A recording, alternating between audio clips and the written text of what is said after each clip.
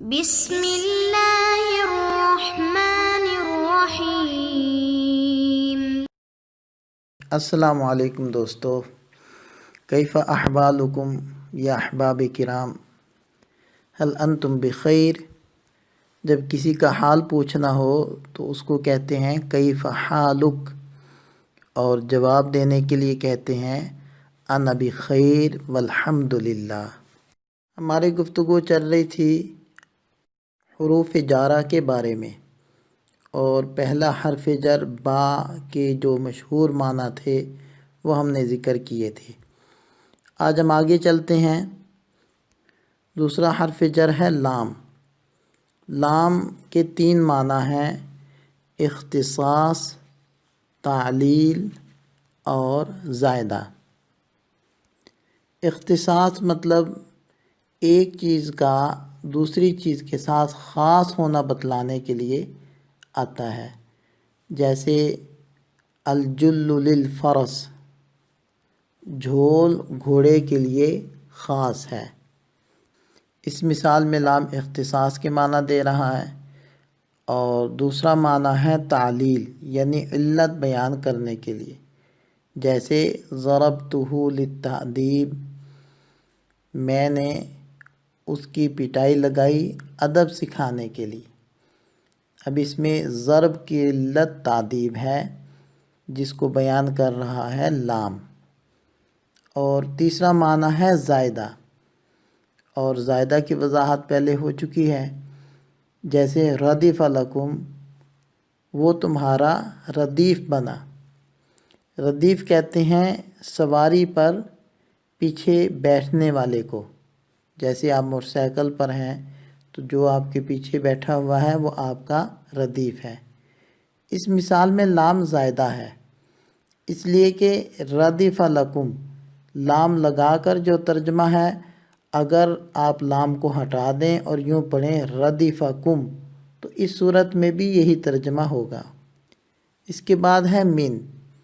من کے 4 معنی ہیں: پہلا ابتدائی غایت، پھر تبیین، پھر تبعیض اور زائدہ۔ ابتدائی غایت کا کیا مطلب ہے؟ یعنی مسافت کی ابتدا بتلانے کے لیے آتا ہے، جیسے سرت من البصرۃ الی الکوفہ، میں بصرہ سے کوفہ تک چلا۔ تو سرت یہ تو ہے آپ کا سفر، اس کی ابتدا بصرہ سے ہوئی، اس کو بیان کرنے کے لیے من یہاں استعمال ہوا ہے۔ اور دوسرا معنی ہے تبیین، یعنی کسی مبہم چیز کی وضاحت کے لیے بھی من کو استعمال کیا جاتا ہے، جیسے سأعطیک مالا من الدراہم، میں ابھی آپ کو مال دوں گا دراہم میں سے، بلکہ اس کا ترجمہ یوں کرنا چاہیے یعنی دراہم۔ تو جو پہلے کہا گیا تھا مالن، تو مال تو عام تھا، مال تو کوئی بھی چیز ہو سکتی ہے، اس میں ابہام تھا اور اس ابہام کو دور کیا ہے من نے۔ اور تیسرا معنی ہے تبعیض۔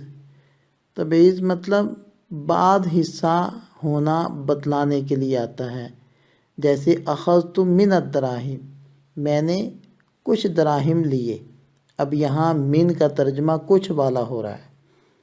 اور چوتھا معنی ہے اس کا زائدہ، جیسے ما جاءنی من احد، نہیں آیا میرے پاس کوئی۔ اب اگر من ہٹا دیں ما جاءنی احد، اس صورت میں جو ترجمہ ہے وہی من لگا کر ترجمہ ہو رہا ہے۔ چوتھے نمبر پر آئے گا جی علا۔ علا 3 معنی کے لیے ہے: استعلاء، اور با کے معنی میں، اور فی کے معنی میں۔ استعلاء یعنی بلندی بتلانے کے لیے۔ بلندی بھی 2 قسم کی ہوتی ہے، حقیقی بلندی ہوتی ہے یا مجازی بلندی۔ حقیقی جیسے زید علی السطح، زید چھت پر ہے۔ اب دیکھیں زید کا چھت پر ہونا یہ حقیقی بلندی ہے۔ اور مجازی بلندی جیسے علیہ دین، اس پر قرض ہے۔ اب قرض اس کے اوپر ہے یعنی اس کے ذمے ہے، تو یہاں علا کو استعمال کیا جا رہا ہے جو بلندی کا معنی دے رہا ہے، لیکن قرض کا کسی کے اوپر ہونا یہ ایک مجازی اوپر ہونا ہے، یعنی جیسے انسان چھت پر اوپر حقیقتاً ہوتا ہے ایسے قرض کسی کے اوپر نہیں چڑھا ہوتا بلکہ اس کے ذمے میں قرض ہوتا ہے، لیکن اس ذمہ داری کو بیان ان الفاظ سے کیا جاتا ہے کہ اس پر قرض چڑھا ہوا ہے۔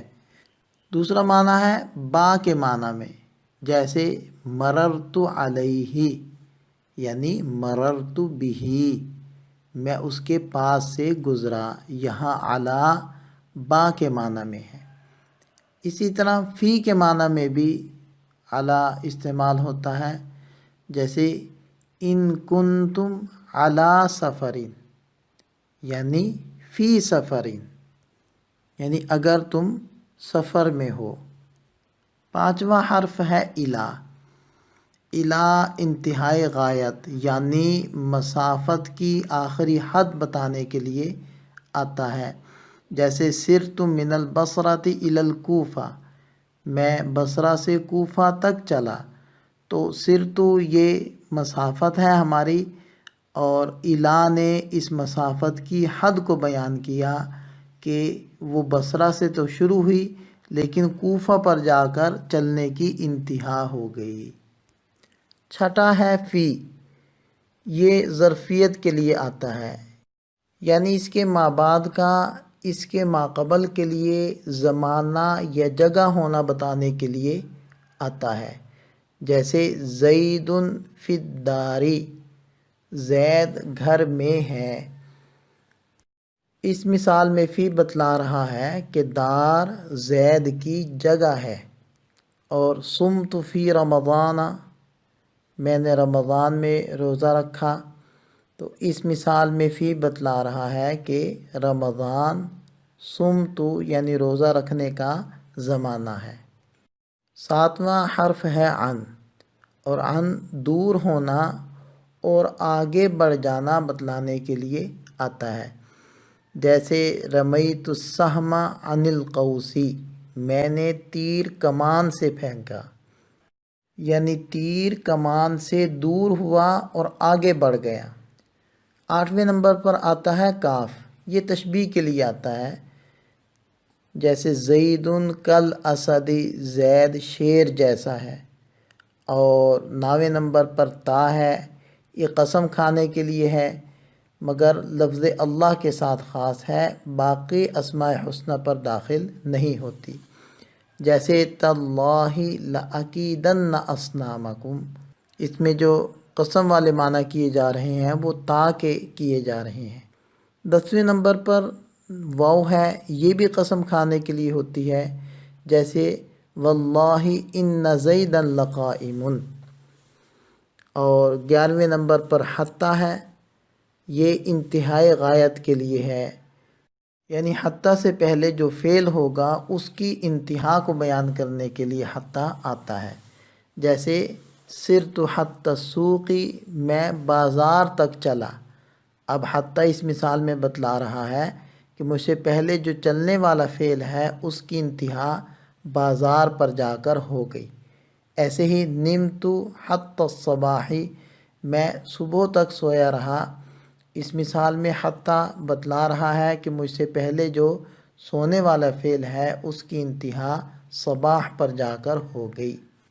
12ویں نمبر پر آتا ہے ربا، یہ تقلیل کے لیے ہے، یعنی کسی چیز کی کمی بیان کرنے کے لیے ہے، جیسے رب رجل کریم لقیتہ، کچھ ہی سخی آدمیوں سے میں ملا، یعنی تھوڑے سے سخی آدمیوں سے میں ملا۔